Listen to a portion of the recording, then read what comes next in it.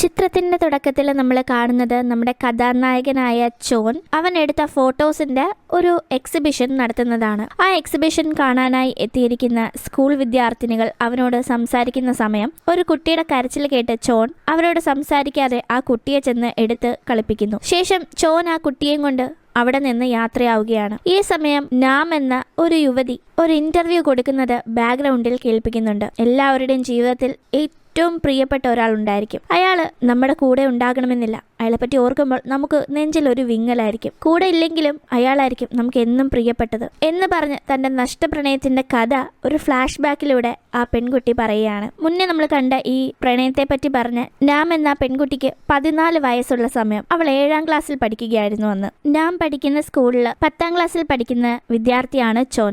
നാമിന് ചോനിനെ വലിയ ഇഷ്ടമാണ്. അവൻ എപ്പോഴും സൈറ്റ് അടിച്ചുകൊണ്ടിരിക്കലാണ് അവളുടെ മെയിൻ പരിപാടി. നാമിന്റെ കൂട്ടുകാര് ചോൻ കേൾക്കെ ഇതിനെ പറ്റി ഉറക്കെ കളിയാക്കി സംസാരിക്കാറുണ്ടെങ്കിലും അവൻ അതൊന്നും മൈൻഡ് ആക്കാറേയില്ല. നാമിന്റെ വീട്ടിൽ അമ്മയും സഹോദരിയുമാണ് ഉള്ളത്. ഒരു ദിവസം അനീതിയുമായി നാം വീട്ടിലിരുന്ന് വഴക്കുണ്ടാക്കിക്കൊണ്ടിരിക്കുകയാണ്. ആ സമയം ദേഷ്യം വന്ന അമ്മ ഈ വഴക്കൊന്ന് മാറ്റാനായി നാമിനെ സാധനങ്ങൾ വാങ്ങാൻ കടയിലേക്ക് പറഞ്ഞു വിടുന്നു. അങ്ങനെ റോഡിലൂടെ ഐസ്ക്രീം കഴിച്ച് നാം കടയിലേക്ക് പോകുന്ന സമയത്താണ് പെട്ടെന്ന് അവളുടെ മുന്നിലേക്ക് അവിടെ ഉണ്ടായിരുന്ന മരത്തിൽ നിന്ന് ഒരാൾ വന്ന് വീഴുന്നത്. നോക്കുമ്പോൾ അത് ചോനാണ്. അവൻ അവിടുത്തെ മാവിൽ മാങ്ങ പറിക്കാൻ കയറിയതാകാം. കയ്യിൽ കുറച്ച് മാങ്ങയുണ്ട്. ചോനിനെ കണ്ട് ഫ്ലാറ്റായി നിൽക്കുകയാണ് നാം. ആ സമയം ചോൻ അവൾക്ക് കുറച്ച് മാങ്ങകൾ കൊടുത്തിട്ട് നടന്നു പോകുന്നു. നമ്മൾ പ്രണയിക്കുന്ന ആള് നമുക്ക് എന്ത് തന്നാലും അത് വലിയ സംഭവമല്ലേ. അതുകൊണ്ട് തന്നെ മാങ്ങ കിട്ടിയ നാം അത് വലിയ സംഭവം പോലെ അവിടെ സന്തോഷിച്ച് നിൽക്കുമ്പോഴാണ് അവൾ ആ കാഴ്ച കാണുന്നത്. അവൾക്ക് മാങ്ങ കൊടുത്ത ശേഷം ചോൻ അവന്റെ കയ്യിലുള്ള മിച്ചം മാങ്ങ അതിലൂടെ വന്ന മറ്റൊരു പെൺകുട്ടിക്ക് കൊടുക്കുന്നു. അത് കണ്ട നാമിന് വല്ലാത്ത വിഷമം. ഓ,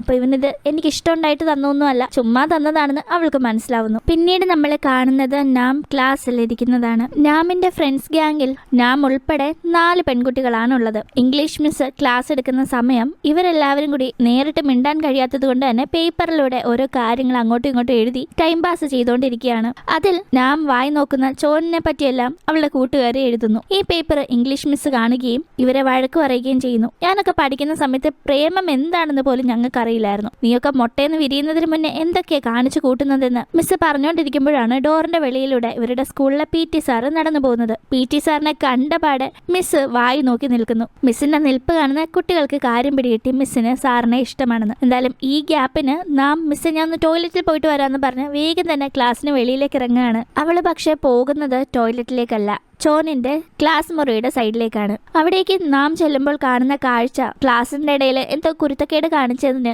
ചോനിനെ സാറ് പണിഷ്മെന്റ് കൊടുത്ത് ക്ലാസ്സിന് വെളിയിൽ നിർത്തിയിരിക്കുന്നതാണ്. ക്ലാസ്സിന് വെളിയിൽ നിൽക്കുന്ന ചോനാണെങ്കിൽ വാക്ക്മാൻ വഴി പാട്ട് കേട്ട് എൻജോയ് ചെയ്ത് നിൽക്കുന്നു. ചോനിനെ കാണാൻ കിട്ടുന്ന ഒരു ചാൻസ് നാം പാഴാക്കാറില്ല. ചോൻ ഗ്രൗണ്ടിലാണെങ്കിൽ ആ ഗ്രൗണ്ടിന്റെ പരിസരത്ത് തന്നെ നാം കാണും. അവനെന്ന് വെച്ചാൽ അവൾക്ക് അത്ര ജീവനാണ്. അങ്ങനെ ഇരിക്കെ ഒരു ദിവസം അത്യാവശ്യം നല്ല സുന്ദരിയായ ഒരു പെൺകുട്ടി വന്ന് ചോനിനോട് സംസാരിക്കുന്നത് നാം കാണും. അത് കണ്ട് അവൾക്ക് ആകെപ്പാടെ ടെൻഷൻ. അന്ന് വൈകിട്ട് വീട്ടിൽ ചെന്ന് അവള് കണ്ണാടിയുടെ മുന്നിൽ ഏറെ നേരം സമയം ചെലവഴിക്കുന്നുണ്ട്. തനിക്ക് വലിയ ഗ്ലാമർ ഇല്ലയോ എന്നെല്ലാം ആശങ്കപ്പെടുന്നുണ്ടെങ്കിലും പിന്നീട് താൻ നല്ല സുന്ദരിയാണ്, ഒരിക്കൽ ഉറപ്പായും അവൻ തന്നെ ഇഷ്ടപ്പെടുമെന്ന് അവൾ അവളോട് തന്നെ പറഞ്ഞു വിശ്വസിപ്പിക്കുന്നു. അങ്ങനെ ഇരിക്കെ ഒരു ദിവസം നാമിന്റെ വീട്ടിലേക്ക് ഒരു അതിഥി വരുന്നു. അത് മറ്റാരുമല്ല, ഇവളുടെ വകയിലെ ഒരു അങ്കിളാണ്. നാമിന്റെ അച്ഛൻ യുണൈറ്റഡ് സ്റ്റേറ്റ്സിൽ ഷെഫിന്റെ അസിസ്റ്റന്റായി ഒരു സ്ഥലത്ത് വർക്ക് ചെയ്യുന്നു. അങ്കിൾ എത്തിയിരിക്കുന്നതും അവിടെ നിന്ന് തന്നെയാണ്.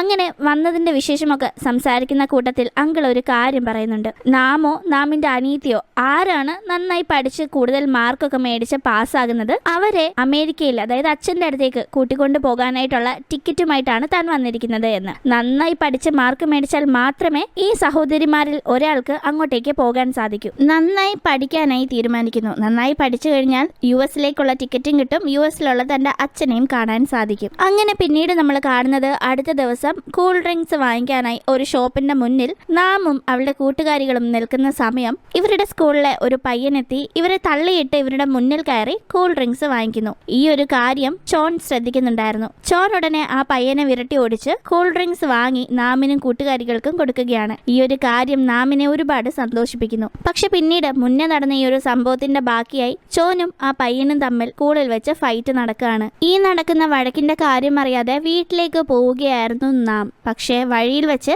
അവളുടെ ഒരു സുഹൃത്ത് വഴി വഴക്കിന്റെ കാര്യം അറിയുന്ന നാം തിരിച്ച് സ്കൂളിലേക്ക് എത്തുമ്പോൾ അവിടെ ചോനെയും ആ പയ്യനെയും കാണുന്നില്ല. പക്ഷെ ഇവര് അടി ഉണ്ടാക്കിയെടുത്ത് താഴെ രക്തത്തുള്ളികൾ കിടക്കുന്നത് കാണുന്നു. ആ രക്തത്തുള്ളികളുടെ അടുത്തായി ഒരു ബട്ടൺസും പൊട്ടിക്കിടപ്പുണ്ടായിരുന്നു. അത് ചോനിന്റെ ബട്ടൺസ് ആണെന്ന് കരുതി നാം എടുത്തു വെക്കുന്നു. അവൾ ആ ബട്ടൺസ് വീട്ടിൽ കൊണ്ടുപോയി ഒരു സ്മൈലി പോലെ വരച്ചു വെക്കുകയാണ്. അന്ന് ഫുൾ അവള് ചോനിനെ പറ്റി തന്നെ ആലോചിച്ച് നേരം വെളുപ്പിക്കുന്നു. അടുത്ത ദിവസം സ്കൂളിൽ വെച്ച് ചോനും ആ പയ്യനും വഴക്കുണ്ടാക്കിയതിന്റെ പേരിൽ പ്രിൻസിപ്പളുടെ കയ്യിൽ നിന്ന് കണക്കിന് കിട്ടുന്നു. നാം നേരെ ചോനിന്റെ അടുത്തേക്ക് ചെന്ന് അവന്റെ മുറിവിൽ വെക്കാനായി ബാൻഡേജ് ഒക്കെ കൊടുക്കുന്നു. ചോനും നാം കൊടുത്ത ബാൻഡേജ് വാങ്ങി താങ്ക്സ് നാം എന്ന് പറയുന്നു. തന്റെ പേര് ചോനിന് അറിയാം, അവൻ തന്നെ പേരെടുത്ത് വിളിച്ചു എന്ന കാര്യം നാമിനെ ഒരുപാട് സന്തോഷിപ്പിക്കുന്നു. അവൾ അന്ന് തുള്ളിച്ചാടുകയായിരുന്നു. അങ്ങനെ പിന്നീട് നമുക്കിഷ്ടമുള്ളവര് തിരികെ നമ്മളെ ഇഷ്ടപ്പെടാനുള്ള ചില ടിപ്സ് എന്ന് പറഞ്ഞ ബുക്ക് നാമും അവളുടെ കൂട്ടുകാരികളും വായിക്കുകയാണ്. ആ ബുക്കിൽ ഒരുപാട് ടിപ്സ് ഉണ്ട്. അതിൽ ഒന്നാമത്തെ ടിപ്പ്, നക്ഷത്രങ്ങളെ നോക്കി ആകാശത്ത് വിരലുകൊണ്ട് നമുക്ക് ഇഷ്ടപ്പെട്ട ആളുടെ പേരെഴുതിയാൽ അയാൾ നമ്മളെയും തിരിച്ച് ഇഷ്ടപ്പെടുമെന്നാണ്.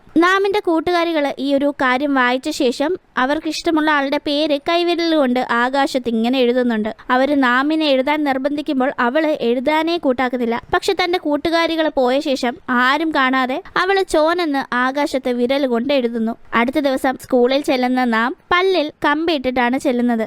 അവൾ അതുകൊണ്ട് തന്നെ കൂട്ടുകാരികളെ പല്ലിളിച്ച് കാണിച്ചോണ്ടിരിക്കുകയാണ്. എങ്ങനെയുണ്ട്, ഞാൻ സുന്ദരിയായോ എന്ന് അവള് ചോദിക്കുമ്പോൾ പിന്നെ പല്ലി കമ്പി ഇടേണ്ടതിന്റെ കുറവും കൂടെ ഉണ്ടായിരുന്നുള്ളല്ലോ നീ സുന്ദരിയാകാനെന്ന് അവര് കളിയാക്കുന്നു. അങ്ങനെ അതിനുശേഷം അവര് വീണ്ടും ആ പുസ്തകം വായിക്കുകയാണ്. അതിൽ എഴുതിയിരിക്കുന്ന രണ്ടാമത്തെ ടിപ്പ് ഇതാണ്, നമുക്കിഷ്ടമുള്ള ആളിനെ നോക്കി നമ്മൾ മനസ്സിൽ അയാൾ ഇപ്പൊ എന്നെ നോക്കണമെന്ന് പറഞ്ഞുകൊണ്ടിരിക്കുന്ന സമയത്ത് അയാൾ നമ്മളെ നോക്കിയാൽ തീർച്ചയായും അയാൾക്ക് നമ്മളെ ഇഷ്ടമായിരിക്കും, അയാളെ തന്നെ നമുക്ക് സ്വന്തമാക്കാൻ കഴിയുമെന്നാണ്. ഇത് വായിച്ച ഉടനെ നാം അല്പം ദൂരെ മാറിയിരുന്ന സുഹൃത്തുക്കളുടെ കൂടെ ഭക്ഷണം കഴിക്കുകയായിരുന്ന ചോനിനെ നോക്കുന്നു. അവൻ പുറം തിരിഞ്ഞിരിക്കുകയാണ്. ഇത് തന്നെ പറ്റിയ അവസരമെന്ന് കരുതി നാം അവനെന്നെ നോക്കണമെന്ന് മനസ്സിൽ പറഞ്ഞുകൊണ്ടിരിക്കുകയാണ്. ഈ സമയം ചോനിന്റെ കൂടെ ഇരുന്ന് ഭക്ഷണം കഴിക്കുന്ന സുഹൃത്ത് ദേടാ നിന്നെ പുറകിൽ ഒരാൾ വിളിക്കുന്നു എന്ന് പറഞ്ഞ് അവന്റെ ശ്രദ്ധ തിരിച്ച ശേഷം അവന്റെ ചോറ്റുംപാത്രത്തിൽ നിന്ന് ആഹാരം എടുത്ത് കഴിക്കുകയാണ്. ചോനാണെങ്കിൽ കൂട്ടുകാരൻ പറ്റിക്കാൻ പറഞ്ഞതാണെന്ന് അറിയാതെ തിരിഞ്ഞു നോക്കുന്നുമുണ്ടായിരുന്നു, ആരാണ് വിളിക്കുന്നത് എന്നറിയാൻ. ഇങ്ങനെ സംഭാഷണം നടന്നതുകൊണ്ടാണ് ചോൻ തിരിഞ്ഞു നോക്കിയത്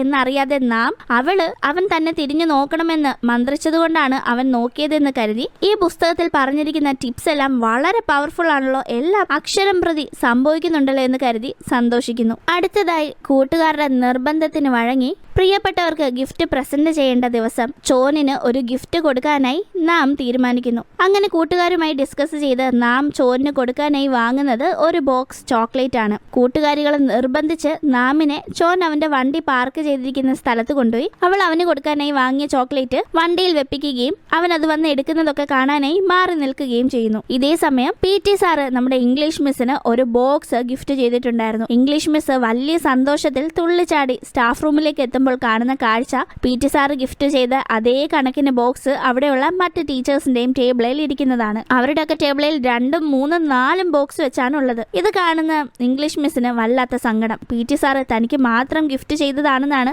ഇംഗ്ലീഷ് മിസ് കരുതിയത്. ഇത് പക്ഷേ അതെ എല്ലാ ടീച്ചേഴ്സിനും കൊടുത്തിട്ടുണ്ട്. അപ്പോൾ താൻ സാറിന് സ്പെഷ്യൽ ഒന്നും അല്ല, എല്ലാവർക്കും കൊടുത്തതുപോലെ തനിക്കും കിട്ടിയതാണെന്ന് മിസ് മനസ്സിലാക്കുന്നു. ക്ലാസ് കഴിഞ്ഞ ഉടനെ തന്നെ വണ്ടി പാർക്ക് ചെയ്ത സ്ഥലത്തേക്ക് എത്തിയ ചോൻ അവന്റെ വണ്ടിയിൽ വെച്ചിരിക്കുന്ന ചോക്ലേറ്റിന്റെ ബോക്സ് കാണുന്നു. അവൻ ആ ചോക്ലേറ്റ് ബോക്സ് എടുക്കുന്ന സമയം ചോക്ലേറ്റ് അകത്തിരുന്ന് ഉരുകി ഒലിച്ചിറങ്ങിയിട്ടുണ്ടായിരുന്നു വെളിയിലേക്ക്. ഇത് അവിടെ മറഞ്ഞു നിൽക്കുകയായിരുന്ന നാമും കൂട്ടുകാരികളും കാണുന്നു.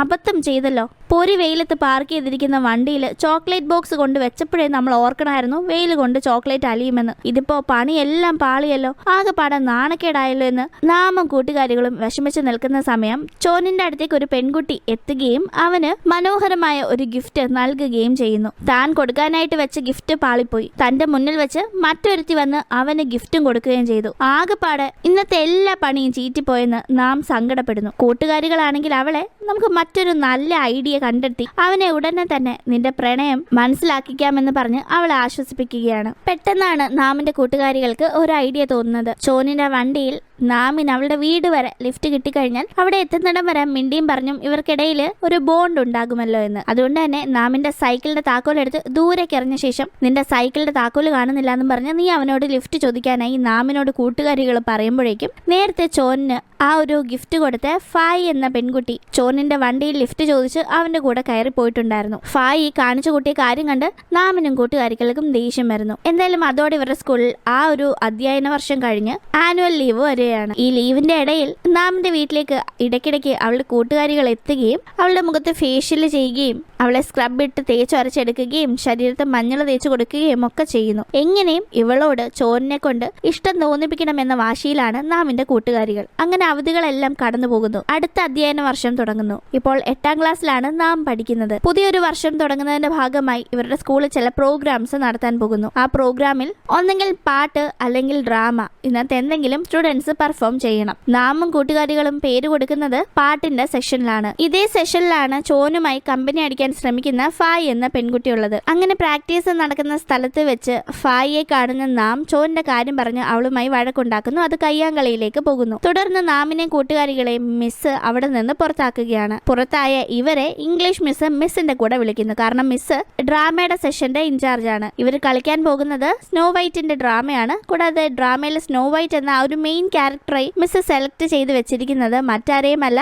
നാമിനെയുമാണ്. അങ്ങനെ ഇവരുടെ ഡ്രാമയുടെ റിഹേഴ്സൽ ഇങ്ങനെ കുഴപ്പമില്ലാതെ മുന്നോട്ട് പൊയ്ക്കൊണ്ടിരിക്കുകയാണ്. ഡ്രാമ ആവുമ്പോൾ അതിനകത്ത് അഭിനയിക്കുന്ന കഥാപാത്രങ്ങൾക്ക് കുറച്ച് മേക്കപ്പ് ഒക്കെ ഇടേണ്ടേ. പക്ഷെ ഇവിടെ പാവം നമ്മുടെ നാമിന് മേക്കപ്പ് ഒന്നും അറിയാത്തത് കൊണ്ട് തന്നെ ടീച്ചർ അവൾക്ക് മേക്കപ്പ് ചെയ്തു കൊടുക്കാൻ ഒരു പെൺകുട്ടിയെ ഏർപ്പാടാക്കുന്നു. അങ്ങനെ ആ പെൺകുട്ടി നമ്മുടെ ഈ ഡ്രാമയിലെ നായികയായ നാമിനെ മേക്കപ്പ് ചെയ്ത് ഒരുക്കുമ്പോൾ കാണുന്നവരുടെ കണ്ണ് തള്ളുകയാണ്. ഒരു സോഡാ കുപ്പി കണ്ണാടിയും വെച്ച് ഒരു സാധാരണ പെൺകുട്ടിയായി ഒട്ടും ഭംഗിയില്ലാതെ നടന്നിരുന്ന നാം ആയിരുന്നില്ല മേക്കപ്പ് ചെയ്ത ശേഷം എല്ലാവരും കണ്ടത്. വളരെ സുന്ദരിയായിട്ടുണ്ടായിരുന്നു അവളുടെ ഈ മാറ്റം കാണുന്ന ചോൻ പോലും അതിശയിച്ച് അവളെ നോക്കുന്നുണ്ട്. അങ്ങനെ ഡ്രാമയുടെ റിഹേഴ്സല് ഒരു ദിവസം സ്റ്റേജിൽ നടക്കുന്ന സമയം ചോൻ ആ പരിസരത്ത് എന്തോ ഒരു ജോലി ചെയ്തുകൊണ്ട് നിൽപ്പുണ്ടായിരുന്നു. ചോന്റെ മാത്രം ചിന്തയിലിരിക്കുന്ന നാം പ്രാക്ടീസിന്റെ ഇടയ്ക്ക് കാല് തെറ്റി താഴെ വീഴാനായി പോകുന്ന സമയം ചോനാണ് അവളെ വീഴാതെ പിടിച്ചു നിർത്തുന്നത്. എന്തായാലും യഥാർത്ഥത്തില് ആ ഒരു ഡ്രാമ നാം പെർഫോം ചെയ്യേണ്ട ദിവസം ആ ഒരു സ്റ്റേജിന്റെ പരിസരത്തെങ്ങും നാം ചോനിനെ കാണുന്നേയില്ല.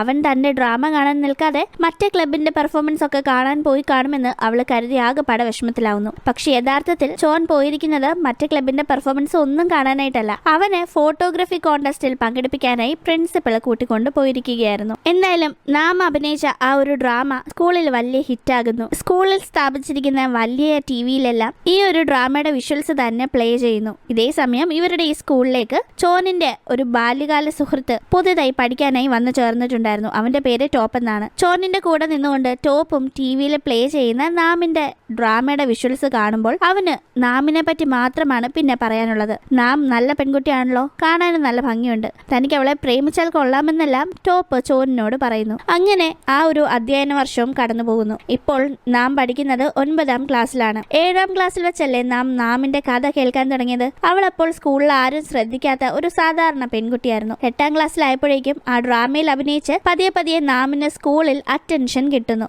മേക്കപ്പ് ചെയ്തപ്പോൾ നാം എത്ര സുന്ദരിയായിരുന്നു എന്നത് എല്ലാവരും ശ്രദ്ധിച്ച കാര്യമാണ്. ഇപ്പോൾ 9ാം ക്ലാസ്സിലായിരിക്കുമ്പോൾ നാമിന് വീണ്ടും വലിയ മാറ്റങ്ങളാണ് വരുന്നത്. കാണാൻ തന്നെ അവളിപ്പോൾ ഒരുപാട് മാറിയിരിക്കുന്നു. കൂടാതെ അവളിപ്പോൾ സ്കൂളിൽ കുറച്ചുകൂടി പോപ്പുലർ ആണ്. ടീച്ചർ ഇനി വരാൻ പോകുന്ന റീജിയണൽ സ്പോർട്സ് പരേഡിന് ഡ്രം മേജറായി നാമിനെയാണ് സെലക്ട് ചെയ്തിരിക്കുന്നത്. നാം അതിനുവേണ്ടി ചില കാര്യങ്ങൾ പ്രാക്ടീസ് ചെയ്യേണ്ടതായിട്ടുണ്ട്. തന്നെ ടീച്ചർ വിശ്വസിച്ച് ഇത്രയും വലിയൊരു ഉത്തരവാദിത്തം ഏൽപ്പിച്ചതുകൊണ്ട് തന്നെ താൻ നന്നായി തന്നെ പെർഫോം ചെയ്യണമെന്ന് പറഞ്ഞ് നാം അവളുടെ കയ്യിലുള്ള സ്റ്റിക്ക് എങ്ങനെയാണ് പരേഡ് ദിവസം പിടിക്കേണ്ടത്, അതുകൊണ്ട് പെർഫോം ചെയ്യേണ്ടത് എന്ന കാര്യങ്ങൾ പ്രാക്ടീസ് ചെയ്യുന്നു. ഇതേ സമയം അവള് പ്രാക്ടീസ് ചെയ്യുന്ന അതേ ഗ്രൗണ്ടിൽ ചോനും ഉണ്ടായിരുന്നു. ചോൻ ഒരു പെനാൽറ്റി ഷോട്ടിലൂടെ സ്കൂളിലെ സോക്കർ ടീമിലും ഇടം നേടുന്നു. ഇവര് മുന്നേ 7ാം ക്ലാസ്സിൽ പഠിച്ചിരുന്നപ്പോൾ ഒരു ഗിഫ്റ്റ് കൈമാറുന്ന ദിവസമില്ലായിരുന്നു. അതേപോലത്തെ ദിവസം ഈ വർഷം വരുന്ന സമയം മുന്നേ കിട്ടിയതിനേക്കാളും ഒരുപാട് ഗിഫ്റ്റുകൾ നാമിന് ഈ കൊല്ലം കിട്ടുന്നുണ്ട്. കാരണം അവൾ ഈ കൊല്ലം ആയപ്പോഴേക്കും സ്കൂളിൽ കുറച്ചുകൂടെ പോപ്പുലർ അല്ലായിരുന്നു. അപ്പൊ കൂടുതൽ കുട്ടികൾ അവൾക്ക് ഗിഫ്റ്റ് കൊടുക്കുന്നുണ്ട്. പക്ഷെ ആ ഗിഫ്റ്റുകളൊന്നും അവളെ സന്തോഷിപ്പിക്കുന്നില്ല. ചോൻ തനിക്കൊന്നും തന്നില്ലല്ലോ എന്ന വിഷമത്തിൽ അവൾ ഇരിക്കുന്ന സമയം ചോൻ ചോൻ ഒരു റോസാ ചെടിയുമായി അവളുടെ അടുത്തേക്ക് എത്തുന്നു. അവളുടെ നെഞ്ച് പടപടാ സന്തോഷം കൊണ്ട് തുള്ളിച്ചാടുകയാണ്. ചോൻ ആ ഗിഫ്റ്റ് അവൾക്ക് നേരെ നീട്ടിയ ശേഷം അടുത്തതായി പറയുന്ന ഡയലോഗ് കേൾക്കുമ്പോൾ നാമിന്റെ സന്തോഷം എല്ലാം പോകുന്നു. അവൻ പറഞ്ഞത് മറ്റൊന്നുമല്ല, അവന്റെ സുഹൃത്ത് നാമിന് കൊടുക്കാനായി തന്നുവിട്ട പൂവാണിതെന്നാണ്. ചോൻ കൊണ്ടുവരുന്നത് കണ്ടപ്പോൾ ചോനിന്റെ വകയുള്ള ഗിഫ്റ്റ് ആയിരിക്കുമെന്നാണ് നാം കരുതിയത്. എന്തായാലും അവൾ ഉള്ളിലെ ഡിസപ്പോയിന്റ്മെന്റ് അവനോട് തുറന്നു പറയാതെ ആ ഗിഫ്റ്റ് അങ്ങ് വാങ്ങുന്നു. അന്ന് രാത്രി അവള് വീട്ടിൽ ചെന്ന് കഴിഞ്ഞ് ബാഗ് തുറക്കുന്ന സമയം ബാഗിൽ ഒരു കുറിപ്പുണ്ട്. അടുത്ത ദിവസം സ്കൂളിൽ ഉച്ചയ്ക്ക് നമുക്ക് കാണാം, നിനക്ക് എന്നോട് ഇഷ്ടമുണ്ടെങ്കിൽ നീ അവിടേക്ക് വരണമെന്നാണ്. ഇത് വായിക്കുന്ന നാം ചോനായിരിക്കും ഇത് തന്റെ ബാഗിൽ വെച്ചതെന്ന് കരുതി അടുത്ത ദിവസം സ്കൂളിൽ ആ ഒരു കുറിപ്പിൽ പറഞ്ഞിരിക്കുന്ന സമയത്ത് ആ പറഞ്ഞിരിക്കുന്ന സ്ഥലത്തേക്ക് വേഗം ചെല്ലുന്നു. അവൾ അവിടെ ചെല്ലുമ്പോൾ അവിടെ ചോനുണ്ടായിരുന്നു. ചോനിന് അപ്പോൾ തന്നെ ശരിക്കും ഇഷ്ടമാണെന്ന് അവൾ കരുതുന്നുണ്ട്. പക്ഷെ അപ്പോഴേക്കും ചോനിന്റെ മുന്നിലേക്ക് അവന്റെ ആ ഒരു സുഹൃത്ത് വന്നു നിൽക്കുന്നു. ഈ സുഹൃത്ത് നാമിനോട് പറയാണ്, ഞാനാണ് ആ കുറിപ്പ് എഴുതി നിന്റെ ബാഗിൽ വെച്ചത്, എനിക്ക് നിന്നെ ഒരുപാട് ഇഷ്ടമാണ്, ഐ ലവ് യു എന്ന്. നാം വർഷങ്ങളായി മനസ്സിൽ കൊണ്ട് നടക്കുന്ന ചോനിന്റെ മുന്നിൽ വെച്ച് ചോനിന്റെ അറിവോടുകൂടി തന്നെ ചോനിന്റെ ബെസ്റ്റ് ഫ്രണ്ടായ ടോപ്പ് തന്നെ പ്രപ്പോസ് ചെയ്യുന്നത് കേൾക്കുന്ന നാമിന് എന്ത് മറുപടി പറയണമെന്നറിയില്ല. അവൾ ഒരു വാക്കും മിണ്ടാതെ അവിടെ നിന്ന് തിരിച്ച് നടന്നു പോകുന്നു. നാം മറുപടി ഒന്നും പറയാതെയാണ് പോയതെങ്കിലും അവളുടെ മൗനം സമ്മതമാണെന്ന് ടോപ്പ് തെറ്റിദ്ധരിക്കുന്നു. പിന്നീടുള്ള ദിവസങ്ങളിൽ ടോപ്പ് നാമിനോട് കുറച്ച് കൂടുതൽ സ്വാതന്ത്ര്യം കാണിക്കുകയാണ്. ടോപ്പിന്റെ സുഹൃത്താണല്ലോ ചോനും ടോപ്പും ഒന്നിച്ചുള്ള സമയത്ത് ടോപ്പ് നാമിനെയും കൂടെ വിളിച്ചിരുത്തുകയും വർത്താനം പറയുകയും ഒക്കെ ചെയ്യുന്നു. യഥാർത്ഥത്തിൽ ടോപ്പിനോട് ഇഷ്ടമില്ലെങ്കിൽ പോലും അവൻ വിളിക്കുന്നിടത്തെല്ലാം നാം ചെല്ലുന്നുണ്ടായിരുന്നു. കാരണം ആ സമയങ്ങളിലെല്ലാം ടോപ്പിന്റെ കൂടെ ചോനും കാണും. ചോനിനെ കാണാമല്ലോ, അവന്റെ അടുത്ത് ഇരിക്കാമല്ലോ എന്ന ആ ഒരു കാര്യം കൊണ്ടാണ് നാം ടോപ്പ് വിളിക്കുന്നിടത്തെല്ലാം പോയിരുന്നു സംസാരിക്കുന്നത്. അങ്ങനെ അവൾ കൂടുതൽ നേരവും ഇവരുടെ ഈ ഗ്യാങ്ങിന്റെ കൂടെ സമയം ചെലവഴിക്കാനും വർത്താനം പറയാനും ഒക്കെ തുടങ്ങുന്നു. അതുകൊണ്ട് തന്നെ നാമിന്റെ ആ 3 സുഹൃത്തുക്കൾ അവളോട് ആ കാര്യം പറഞ്ഞ് പിണങ്ങുകയും അവളുടെ കൂടെ സമയം ചെലവഴിക്കാതാവുകയും ചെയ്യുന്നു. ഒരിക്കൽ മിണ്ടിയും പറഞ്ഞും ഇരിക്കുന്നതിന്റെ ഇടയിൽ ടോപ്പ് നാമിനെ കിസ് ചെയ്യുന്നു. അത് അവൾക്ക് വല്ലാത്ത ദേഷ്യമാണ് ഉണ്ടാക്കിയത്. അവൾ അവനോട് തട്ടിക്കയറുകയാണ്, ഞാൻ ഒരിക്കലും നിന്റെ ഗേൾ ഫ്രണ്ട് ആണെന്ന് നിന്നോട് പറഞ്ഞിട്ടില്ല, അതുകൊണ്ട് തന്നെ നിനക്ക് എന്നെ കിസ് ചെയ്യാനുള്ള അധികാരമില്ല. ഇനി മേലാൽ എന്നെ കാണാൻ വരികയോ മിണ്ടാനോ ശ്രമിക്കരുത്. നമ്മൾ തമ്മിൽ ഇനിയൊരു ഫ്രണ്ട്ഷിപ്പ് പോലും ഇല്ല എന്ന് പറഞ്ഞ് അവൾ അങ്ങ് പിണങ്ങിപ്പോകുന്നു. എന്തായാലും ടോപ്പ് നാം അവനോട് പിണങ്ങിയ കാര്യം ചോനിനോട് പറയുന്നു. കൂടാതെ ചോനിനും ടോപ്പിനും ഇടയിൽ ഒരു ഡീലുണ്ട്. രണ്ടുപേരും ഒരിക്കലും ഒരു പെൺകുട്ടിയെ പ്രണയിക്കില്ല എന്ന്. അതുകൊണ്ട് തന്നെ ടോപ്പിനോട് പിണങ്ങിയ നാമിനെ ഒരു കാരണവശാൽ ചോൻ പ്രണയിക്കാൻ പാടില്ല, ഒരു സാഹചര്യത്തിലും അങ്ങനെ പ്രണയിക്കില്ല എന്ന് ചോനിനെ കൊണ്ട് വാക്ക് മേടിക്കുകയാണ് ടോപ്പ്. അങ്ങനെ മുന്നേ ടോപ്പിനോടും ചോനിനോടും കൂടുതൽ സംസാരിക്കുന്നു, അവരുടെ കൂടെ കൂടുതൽ സമയം ചെലവഴിക്കുന്നു എന്ന കാര്യം പറഞ്ഞ് നാമിന്റെ കൂട്ടുകാരികൾ അവളോട് ഓൾറെഡി പിണങ്ങിയിരിക്കുകയായിരുന്നല്ലോ. ഇപ്പതേ നാമായിട്ട് തന്നെ ടോപ്പിനോടും ചോനിനോടും ഗ്യാങ് കൂടാൻ പോകാതെ ഇരിക്കുന്നു. അങ്ങനെ ഇപ്പൊ അവൾക്ക് ഫ്രണ്ട്സ് ഒന്നും ഇല്ലാതെ ഒറ്റയ്ക്കായത് കൊണ്ട് തന്നെ നാം കൂടുതൽ പഠനത്തിൽ ശ്രദ്ധ കേന്ദ്രീകരിക്കുന്നു. അങ്ങനെ പഠനമെല്ലാം അവസാനിക്കാറായിരിക്കുന്നു. അപ്പോഴേക്കും നാം അവളുമായി പിണങ്ങിയ അവളുടെ ആ 3 ബെസ്റ്റ് ഫ്രണ്ട്സുമായി പരിഭവമെല്ലാം പറഞ്ഞു തീർത്ത് വീണ്ടും ഫ്രണ്ട്ഷിപ്പിലാകുന്നു. കൂടാതെ സ്കൂളിൽ പരീക്ഷകളിൽ നാമാണ് ഫസ്റ്റ് റാങ്ക് നേടുന്നത്. മുന്നേ കൂട്ടുകെട്ടൊന്നുമില്ലാതെ പഠനത്തിൽ മാത്രം നാം ശ്രദ്ധ കേന്ദ്രീകരിച്ചതിന്റെ ഫലമാണിത്. അങ്ങനെ അച്ഛൻ നാമിനെ മുന്നേ കൊടുത്ത വാക്കുപോലെ തന്നെ അമേരിക്കയിലേക്ക് കൊണ്ടുപോകാനായി തീരുമാനിക്കുന്നു. പിന്നീട് നമ്മൾ കാണുന്നത് ഫെയർവെൽ ദിവസം കൂട്ടുകാരുടെ നിർബന്ധത്തിന് വഴങ്ങി മനസ്സിൽ ഇനിയൊരു കുറ്റബോധം അവശേഷിക്കാതിരിക്കാൻ താൻ പറയാഞ്ഞിട്ടാണ് ചോനിനെ തനിക്ക് സ്വന്തമാക്കാൻ കഴിയാത്തത് എന്ന ആ ഒരു തോന്നലുള്ളിൽ വരാതിരിക്കാനായി ചോനിനോട് പ്രണയം തുറന്നു പറയാനായി നാം തീരുമാനിക്കുന്നു. അവൾ അങ്ങനെ കയ്യിൽ ഒരു റോസാപ്പൂവുമായി ചോന്റെ അടുത്തേക്ക് ചെല്ലുന്നു. ഇതേ സമയം ചോന്റെ ഷർട്ടിൽ ഒരു റോസാപ്പൂവും ഐ ആം ലോക്ക്ഡ് എന്ന് എഴുതി വെച്ചിരിക്കുന്നതും അവൾ കാണുന്നു. ഇത് കാണുന്ന അവൻ മറ്റാരുമായി റിലേഷൻഷിപ്പിലായി എന്ന് കരുതി അവനോട് അവളുടെ പ്രണയം തുറന്നു പറയാതെ നിറകണ്ണുകളോടെ അവിടെ നിന്ന് പോകുന്നു. വീട്ടിലേക്ക് തിരിച്ചെത്തിയ ചോൻ ഫ്രിഡ്ജ് തുറന്ന് പണ്ട് നാം അവന്റെ വണ്ടിയിൽ വെച്ച ആ ഒരു ചോക്ലേറ്റിന്റെ കവർ എടുക്കുന്നത് കാണിക്കുന്നു. കൂടാതെ പലപ്പോഴായി നാം പോലും അറിയാതെ അവളുടെ ഫോട്ടോസ് ക്ലിക്ക് ചെയ്ത് ആൽബമായി ഉണ്ടാക്കി വെച്ചിരിക്കുന്നതും ചോൻ എടുത്ത് നോക്കുകയാണ്. ഇതിൽ നിന്ന് നമുക്ക് മനസ്സിലാവുന്നത് നാം ചോനിനെ പ്രണയിക്കുന്നത് പോലെ തന്നെ ചോനും നാമിനെ പ്രണയിച്ചിട്ടുണ്ടായിരുന്നു എന്നതാണ്. പക്ഷെ പരസ്പരം തുറന്നു പറയാത്ത പ്രണയമായിരുന്നു അത്. ചോനിനെ സർവ്വസമയവും ശ്രദ്ധിച്ചുകൊണ്ടിരുന്ന നാം പോലും അറിയാതെ ചോൻ നാമിനെ ശ്രദ്ധിച്ചതും അവളുടെ ഓരോ കാര്യങ്ങൾ അവൻ ഫോട്ടോ എടുത്ത് സൂക്ഷിച്ചതുമെല്ലാം ഇപ്പോൾ ഓരോ സീനായി കാണിക്കുന്നു. ഈ ഒരു സിനിമ തുടക്കം മുതൽ കണ്ട് ഈ ഒരു ഭാഗമായപ്പോഴേക്കും ഏറ്റവും ഹൃദയസ്പർശിയായ കുറച്ച് മൊമെന്റ്സ് ആയിരുന്നു ഈ ഒരു സീൻ. തുടക്കം മുതൽ നമ്മൾ നാം എത്രമാത്രം ചോനിനെ സ്നേഹിക്കുന്നു എന്നതാണ് കണ്ടത്. ഇപ്പോൾ നാം സ്നേഹിച്ചതിന്റെ എത്രയോ ഇരട്ടി ചോൻ അവളെ തിരിച്ച് സ്നേഹിക്കുന്നുണ്ടായിരുന്നു എന്ന കാര്യം വ്യക്തമാവുമ്പോൾ അത് വളരെ ഹാർട്ട് ടച്ചിങ് ആയിരുന്നു. പക്ഷേ ഇത്രയേറെ സ്നേഹിച്ചിട്ടും എന്തുകൊണ്ടാണ് അവൻ അവളോട് പ്രണയം തുറന്ന് പറയാഞ്ഞത്, അല്ലെങ്കിൽ അവൾ അവളുടെ പ്രണയം പറയാനായി വന്ന മൊമെന്റിൽ അത് ഫുള്ള് പറയാതെ തെറ്റിദ്ധാരണയുടെ പുറത്ത് അവൾ പറയാൻ മടിച്ചു നിന്നപ്പോൾ അവളുടെ തെറ്റിദ്ധാരണ മാറ്റാഞ്ഞത് എന്ന കാര്യം അറിയില്ല. എന്തിനേറെ ടോപ്പ് തന്നതാണെന്ന് പറഞ്ഞ് ഒരിക്കൽ റോസാ ചെടി ചോൻ നാമിന് കൊണ്ടു കൊടുത്തില്ലേ? യഥാർത്ഥത്തിൽ ആ ഒരു റോസാ ചെടി നട്ടു വളർത്തി അത്ര വലിയ ചെടിയാക്കി മാറ്റിയത് വരെ ചോനായിരുന്നു. ആ ചെടി ടോപ്പ് തന്നതാണെന്ന് പറഞ്ഞ് നാമിന് കൊടുത്തിട്ട് തിരിഞ്ഞു നടക്കുന്ന ചോന്റെ മുഖത്ത് വലിയ സങ്കടമുണ്ടായിരുന്നു. അതിപ്പോഴാണ് നമ്മൾ അറിയുന്നത്. എന്തായാലും ചോൻ അവൻ നാമിന്റെ എടുത്തു വെച്ച ഫോട്ടോസ് എല്ലാം കൊണ്ട് ക്രിയേറ്റ് ചെയ്ത ആൽബം ഒരു ദിവസം രാത്രി അവളുടെ വീടിന്റെ വാതിൽക്കൽ കൊണ്ടുവച്ച് സൈലന്റ് ആയി പോകുന്നു. ഈ ആൽബം ആരാണ് ഇവിടെ വെച്ചത്, ആരാണ് തന്റെ ഇത്രയും ഫോട്ടോസ് എടുത്തത് എന്നൊന്നും നാമിന് അറിയില്ല. അങ്ങനെ പിന്നീട് 9 വർഷങ്ങൾ കടന്നു പോകുന്നു. അച്ഛന്റെ കൂടെ അമേരിക്കയിലേക്ക് പോയി അവിടെ വലിയ ഫാഷൻ ഡിസൈനറായി മാറി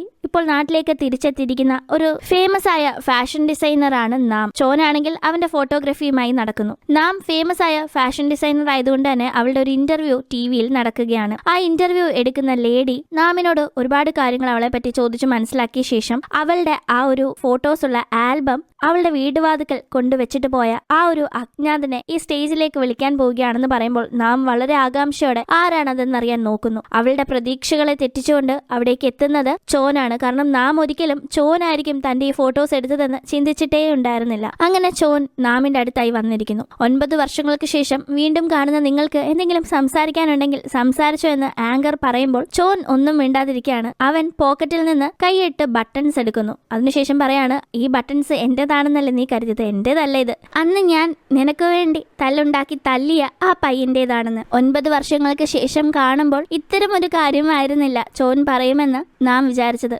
അവളായി തന്നെ സംസാരിച്ചു തുടങ്ങാമെന്ന് കരുതി അവൾ അവനോട് നീ വിവാഹിതനാണോ എന്ന് ചോദിക്കുമ്പോൾ അവൻ അല്ല, ഈ 9 വർഷവും ഞാൻ നിനക്കായി കാത്തിരിക്കുകയായിരുന്നു എന്ന് അവളോട് പറയുന്നു. അത് കേൾക്കുന്ന നാമന് ഒരേ സമയം സങ്കടവും സന്തോഷവും ഇരച്ചെത്തുന്നു. അവളുടെ കണ്ണുകൾ നിറഞ്ഞ് കാഴ്ച മങ്ങുന്നു. സ്വന്തമാക്കണമെന്ന് ഒരുപാട് ആഗ്രഹിച്ച പക്ഷെ നഷ്ടപ്പെട്ടു എന്ന് കരുതിയ തന്റെ പ്രണയം തനിക്ക് ലഭിക്കുന്നു എന്ന കാര്യം അവളെ ഏറെ സന്തോഷിപ്പിക്കുന്നു. അങ്ങനെ പരസ്പരം ഒരുപാട് ഇഷ്ടപ്പെട്ടിട്ടും പ്രണയം തുറന്ന് പറയാതെ മറച്ചുവെച്ച ഇവർ രണ്ടുപേരും ഇപ്പോൾ അവരുടെ പ്രണയം പരസ്പരം തുറന്ന് പറഞ്ഞിരിക്കുകയാണ്. ജീവിതം ഇനി ഒന്നിച്ച് ജീവിക്കാൻ ഇരുവരും തീരുമാനിച്ച് ഹാപ്പിയായി ഇരിക്കുന്നിടത്ത് ഈ ഒരു കഥ ഇവിടെ അവസാനിക്കുകയാണ്. ഇന്നത്തെ വീഡിയോ നിങ്ങൾക്ക് ഇഷ്ടപ്പെട്ട് കാണുമെന്ന് പ്രതീക്ഷിക്കുന്നു. ഇഷ്ടപ്പെട്ടെങ്കിൽ മറക്കാതെ വീഡിയോ ലൈക്ക് ചെയ്യുക, ചാനൽ സബ്സ്ക്രൈബ് ചെയ്യുക. അപ്പോൾ നമുക്ക് വീണ്ടും മറ്റൊരു വീഡിയോയിലൂടെ കാണാം. ബൈ.